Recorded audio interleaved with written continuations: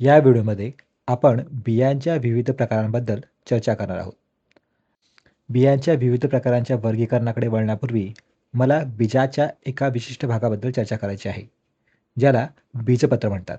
हे केल्यामुळे आपल्याला बियांच्या विविध प्रकारांचे वर्गीकरण समजण्यास मदत होईल. हा शब्द जरी तुम्हाला अनोळखी वाटत असला, तरी बीजपत्र ही अतिशय सोपी संकल्पना आहे. ही एक कपासारखी रचना असते, जी बियांमध्ये आढळते. या चित्रांवरून तुम्हाला समजलं असेलच. आपण शेंगदाण्याच्या चित्रावर झूम करूया. येथे आपले बीजपत्र आहे. त्या विशिष्ट कपासारख्या रचनेला बीजपत्र म्हणतात. मी तुम्हाला आणखी एक उदाहरण देतो. या भागाला बीजपत्र म्हणतात. बरोबर. आता मला वाटते की मी कशाबद्दल बोलत आहे हे तुम्हाला समजले असेल. तुम्हाला अशी रचना राजमामध्ये दिसेल.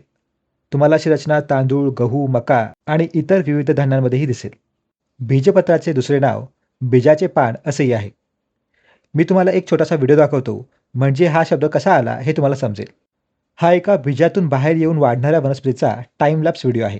बीज रुजते आणि मग हळूहळू मूळ आणि कोंब बाहेर येतो. हा जो तुम्ही पाहत आहात तो कोंब आहे.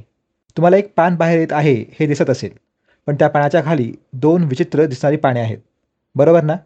ती खरं तर बीजाचाच एक भाग आहेत आणि ती प्रत्यक्षात बीजपत्रे आहेत. जेव्हा हे छोटे रोपटे वाढते तेव्हा बीजपत्र अशा प्रकारे बाहेर येते आणि म्हणूनच याला बीजाचे पान म्हटले जाते. कारण तो बीजाचा भाग आहे, पण ते एक पानही आहे. बीजपत्र खऱ्या अर्थाने अन्नाचा साठा करते आणि जोपर्यंत पाणी येत नाहीत आणि वनस्पती सामान्यपणे काम करू लागत नाही, तोपर्यंत वाढीसाठी वनस्पतीला ऊर्जा देते. तर आता आपल्याला बीजपत्र म्हणजे काय हे समजले आहे. आता आपण बियांच्या वर्गीकरणाकडे वळूया. बियांच्या दोन प्रकारांना एक बीजपत्री आणि द्विबीजपत्री असे म्हणतात. जसे की नावावरूनच समजते, एक म्हणजे एकच, बरोबर? त्यामुळे त्यात एकच बीजपत्र असते. ज्या बियांमध्ये दोन बीजपत्रे असतात त्यांना द्विबीजपत्री म्हणतात आणि त्यांच्या आकृत्या अशा दिसतात. हे एक बीजपत्र आहे, तर येथे आपल्याला दोन बीजपत्र दिसत आहेत. आता आपल्याला एक बीजपत्री आणि द्विबीजपत्रींबद्दल थोडी माहिती मिळाली आहे. तर आपण एक बीजपत्री आणि द्विबीजपत्रींच्या उदाहरणांकडे वळूया. तर एक बीजपत्रीचे एक उदाहरण गहू आहे, तर दुसरे उदाहरण मका आहे. द्विबीजपत्रासाठी आपल्याकडे नेहमीचे शेंगदाणे आणि काजू आहेत. जर तुम्ही मक्याच्या बीकडे लक्षपूर्वक पाहिले, तर तुमच्या लक्षात येईल की त्यात फक्त एकच बीजपत्र आहे. तुम्ही ते कापून उघडून तपासू शकता आणि तुम्हाला आढळेल की त्यात एकच बीजपत्र आहे. गव्हाच्या बाबतीतही असेच आहे. तर शेंगदाणे, काजू, बदाम, घेवडा यांच्या बाबतीत तुम्हाला आढळेल की त्या बियांमध्ये दोन बीजपत्र आहेत. एक बीजपत्री वनस्पतीची पाने अशी दिसतात. लिली, ट्युलिप्स आणि गवताची पाने अशी लांब असतात, बरोबर? द्विबीजपत्री वनस्पतींची पाने अशी रुंद असतात आणि झाडांवरील बहुतेक पाने अशीच दिसतात. एक बीजपत्री वनस्पतींच्या पानांमध्ये समांतर शिरा असतात आणि त्या शिरांच्या मांडणीला समांतर शिराविन्यास म्हणतात. तर द्विबीजपत्रींमध्ये जाळासारख्या पसरलेल्या शिरा असतात. त्याला जाळीदार शिराविन्यास म्हणतात. तर ही पानांची माहिती होती. आता आपण एक बीजपत्री आणि द्विबीजपत्रींच्या मुळांबद्दल बोलूया. एक बीजपत्री वनस्पतींची मुळे अशी दिसतात. ही तंतुमुळे असतात. तर द्विबीजपत्री वनस्पतींची मुळे अशी दिसतात. ही सोट मुळ असतात.